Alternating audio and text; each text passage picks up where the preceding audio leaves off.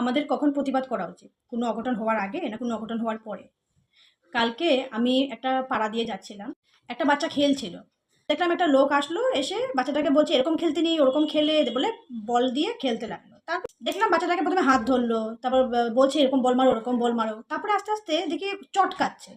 তো বাচ্চাটা ছাড়ানোর চেষ্টা করছিল। তো আমি একটু জোরে চেঁচিয়ে বললাম যে, বাচ্চাটাকে ছেড়ে দিন। ও খেলতে পারবে।" তো লোকটা দেখলাম একটু করে মানে এরকম তাকালো, তাকিয়ে চলে গেল। আর বাচ্চাটাকে বললাম, "তুমি চলে যাও।" গুড টাচ, ব্যাড টাচ সবাইকে স্কুলে শেখানো হচ্ছে। কিন্তু বাচ্চাটা যদি সেখানে কোনো মার্শাল আর্টের কোনো ফর্মও জানতো, তাহলেও কি একটা মিডল এজ পারসন থেকে একটা বাচ্চার নিজেকে প্রোটেক্ট করা সম্ভব? নিশ্চয়ই সম্ভব না।